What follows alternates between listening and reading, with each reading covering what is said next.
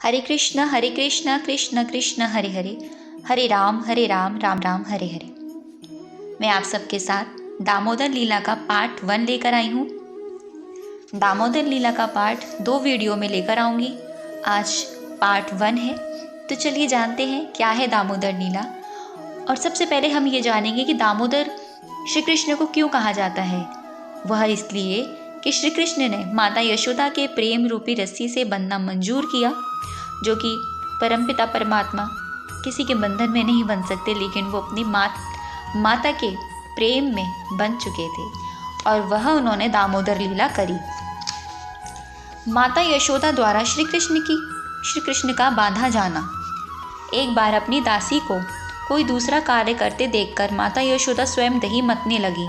दही मंथन करते समय वह श्री कृष्ण की बाल लीलाओं का गुणगान करने लगी और अपने पुत्र के बारे में सोच सोचकर आनंदित होने लगी। दही मतने समय उनकी साड़ी का एक सिरा दृढ़तापूर्वक लिपटा हुआ था और दोनों हाथों से वे परिश्रम कर दही मंथन कर रही थी। उनके हाथ की चूड़ियाँ खनक रही थी, एक दूसरे का स्पर्श करने के कारण रुंझुन कर रही थी। उनके कर्णाभूषण तथा उनके मुखमंडल पर पसीने की बूंदें थीं। शीश की पुष्पमाला इधर उधर बिखर रही थी। इस अनूठे दृश्य के समक्ष भगवान कृष्ण बाल रूप में प्रकट हुए। वे भूखे थे। वे अपनी माता के दुलार को बढ़ाने के लिए वे चाहते थे कि माता दही मंथना बंद करें और उनको संकेत किया कि माँ का पहला कार्य दूध पिलाना है, दही मतना बाद में कार्य करें। यशोदा ने अपने पुत्र को गोद में उठाया, उनके मुख से अपना स्तनपान कराते हुए जब श्री कृष्ण दूध पी रहे थे तो माँ हंस रही थी। अपने पुत्र के मुख की सुंदरता निहारती जा रही थी।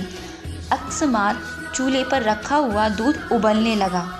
दूध को गिरते से बचाने के लिए माँ यशोदा तुरंत श्री कृष्ण को एक ओर बिठाकर चूल्हे के पास गईं। माँ द्वारा इस प्रकार छोड़े जाने के कारण श्री कृष्ण अत्यंत क्रुद्ध हो गए, जिससे उनके होठ तथा नेत्र लाल हो गए। उन्होंने अपने दांत तथा होठ बंद कर लिए। हाथ में एक कंकड़ी लेकर तुरंत माखन की मटकी फोड़ डाली। उन्होंने उससे मक्खन निकालकर आँखों से कृत्रिम आंसू बह रहे थे और एकांत में जाकर मक्खन खाने लगे।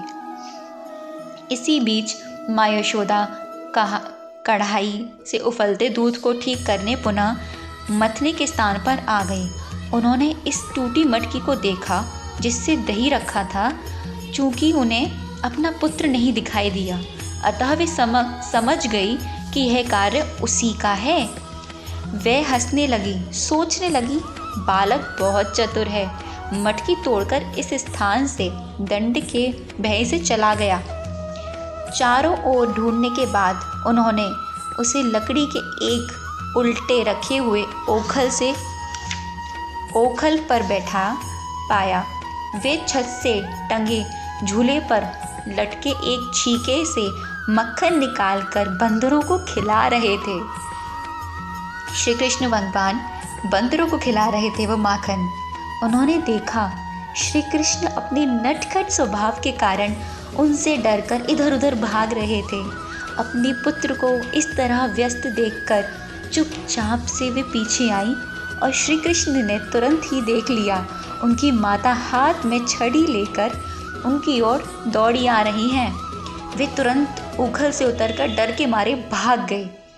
माता यशोदा उन श्री भगवान को पकड़ने के लिए घर के चारों कोनों में पीछे पीछे करती रही, जिन तक बड़े बड़े योगी भी ध्यान द्वारा नहीं पहुंच पाते हैं। दूसरे शब्दों में योगियों तथा चिंतकों द्वारा पकड़ में ना आने वाले भगवान श्री कृष्ण माता यशोदा जैसी महान भक्त के साथ एक शिशु की भांति खिलवाड़ कर रहे थे।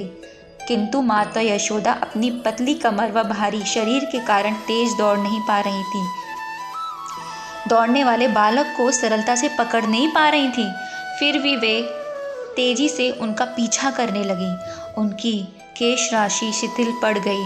केश पर लगा फूल पृथ्वी पर गिर गया। यद्यपि वे थक गई थी, किंतु जिस भांति वे नटखट बालक तक पहुँचती उन्होंने उसे पकड़ लिया। जब श्री कृष्ण को पकड़ लिया तो वे रुआसे से हो गए। श्री कृष्ण रोने लगे। वे अपनी हाथों से आँखों से मलने लगे। जैसे बच्चा होता है ना, जो रोता है, जब उसे पकड़ लेते हैं तो हाथों से वो अपनी आँखों को मलता है, इस प्रकार, जिससे काला काजल लगा हुआ था। और बालक ने अपने पास खड़ी अपनी माता के मुख को देखा। भय के कारण उनकी आंखें बेचैन हो उठी। माता यशोदा यह समझ रही थी कि श्री कृष्ण वृथा ही डरे हुए हैं। वे उनके लाभ के लिए उसका डर दूर करना चाह रही थी। अपने पुत्र की सर्वाधिक हितैषिणी माता यशोदा सोचने लगी, यदि यह बालक मुझसे अत्यधिक डर गया तो उसे कहीं कुछ न हो जाए। तब यशोदा ने छड़ी जो थी वो फेंक दी। उसे दंड देने के लिए उन्होंने रस्सी से उनके दोनों हाथ बांधने की ठानी। वे नहीं जान पाई कि श्री कृष्ण भगवान को बांध पाना उनके लिए असंभव था। माँ सोच रही थी कि श्री कृष्ण छोटा सा शिशु है। वे ये नहीं जान पाई कि यह बालक अनंत है, जिसका ना तो अभ्यंतर है, ना ब्रह्म, ना आदि, ना अंत। वे असीम और सर्वव्यापी है। निसंदेह वे ही यह संपूर्ण दृश्य जगत है। फिर भी यशोदा जी श्री कृष्ण को अपना नन्हा मुन्ना समझकर बांधने लगी। यद्यपि वे समस्त इंद्रियों की पहुंच से बाहर है, तो भी वे उन्हें ओखल से बांधने का प्रयत्न कर रही थी। किंतु जब वे उन्हें बांधने लगती तो रस्सी 2 इंच छोटी हो जाती। उन्होंने घर से सारी रस्सी एकत्रित करके जोड़ा, किंतु फिर भी रस्सी छोटी पड़ गई।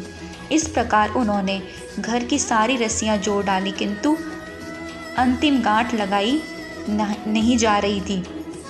माता यशोदा हंसने लगी, किंतु विस्मित थी। ऐसा कैसे हो सकता है कि वे सारी रस्सियां जोड़ी और ये बंधा ही नहीं जा रहा। वे श्री कृष्ण को बांधने के प्रयास में थक चुकी थी। उनको पसीना आ गया, शीश की माला नीचे गिर गई। जब माता को इतना श्रम करते देख श्री कृष्ण को दया आई, वे रस्सी द्वारा बांधे जाने के लिए राजी हो गए। श्री कृष्ण माता यशोदा के घर में एक मानवीय बालक की भांति अपनी चुनी हुई लीलाएं कर रहे थे। निसंदेह श्री कृष्ण भगवान को अपने वश में कौन कर सकता है? कोई भी नहीं। शुद्ध भक्त भगवान के चरण कमलों पर स्वयं को अर्पित कर देता है, चाहे वे उसकी रक्षा करे या उसे मिटा दे।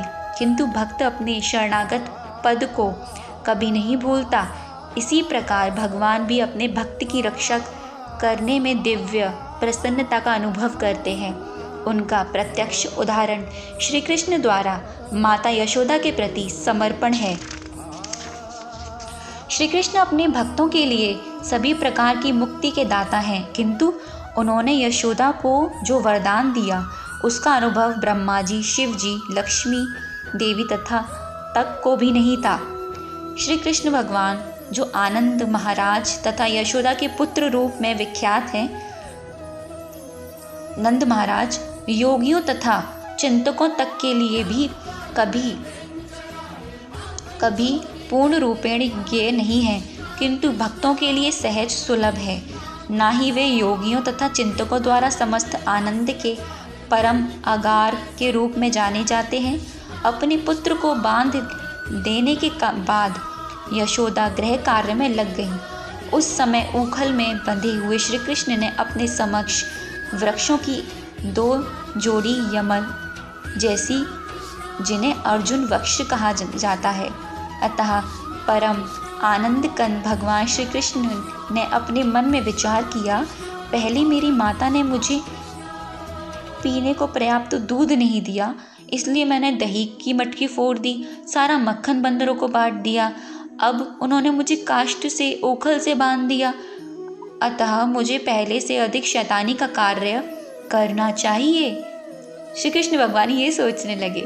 अतः उन्होंने अत्यंत ऊंचे वृक्ष अर्जुन वृक्षों की जोड़ी को धराशायी करने का विचार किया। अर्जुन वृक्षों की इस जोड़ी के पीछे एक इतिहास है। पूर्व जन्म में यह वृक्ष कुबेर के पुत्र के रूप में मानव शरीर धारण करके उत्पन्न हुए थे और इनके नाम नलकूवर तथा मणिग्रीव हैं। सौभाग्यवश इन पर भगवान की दृष्टि पड़ी। अपने पूर्व जन्म में इन्हें नारद ऋषि ने शाप दिया, क्योंकि ये मद में चूर होकर अपना कर्तव्य भूल चुके थे। किंतु श्री नारद मुनि ने शाप के कारण यह वर भी दिया कि श्री कृष्ण भगवान दर्शन प्राप्त करने से उनका उद्धार होगा। यह कथा अगले अध्याय में दी जा रही है। हरे कृष्ण कृष्ण कृष्ण हरे हरे, हरे राम राम राम हरे हरे। ये थी दामोदर लीला का पार्ट 1। माता यशोदा द्वारा श्री कृष्ण को बांधा जाना। इससे हम ये जानते हैं कि परमपिता परमात्मा अगर भक्त की भक्ति सच्ची है तो वो पूर्ण रूप से उनके प्रति समर्पित हो जाते हैं। आई होप आपको ये वीडियो अच्छी लगी हो। Thank you so much. Thank you.